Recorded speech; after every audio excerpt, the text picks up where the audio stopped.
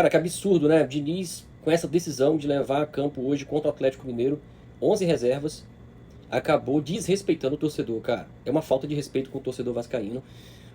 O Diniz ter escalado 11 reservas contra um Galo que precisava vencer na arena.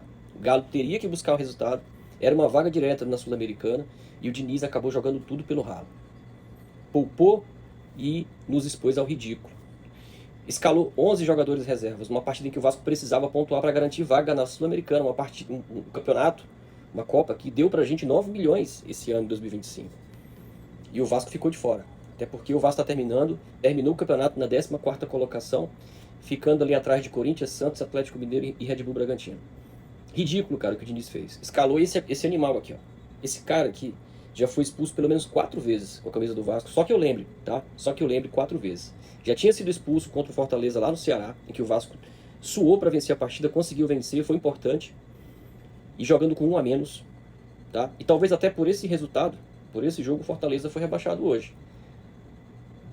Se o Fortaleza ao menos empata aquela partida, o Fortaleza terminaria o campeonato com 44 pontos, talvez não fosse um dos rebaixados. Cara, e que sorte nós demos de não chegar nessa última rodada precisando pontuar na competição para se livrar de rebaixamento. Porque se isso acontece, era capaz de o Vasco ter sido rebaixado. Em 8 jogos, nos últimos 8 jogos, o Vasco perdeu 7 e só ganhou 1. Justamente contra o Internacional. O Inter acabou salvando o Vasco de um rebaixamento.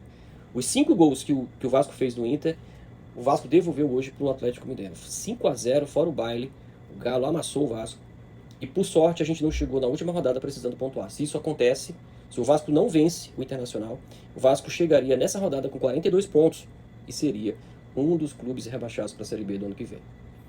Cara, ridículo. O Diniz poupar um elenco que na competição, só no Campeonato Brasileiro, perdeu 19 vezes.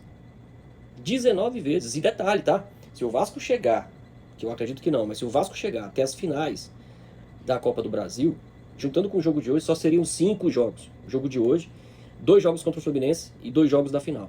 E o Diniz poupa o elenco. Um elenco que já está devendo o torcedor. Vá pra puta que pariu, cara. Não tem cabimento um negócio desse. Um elenco que está devendo ao torcedor acontecer de poupar.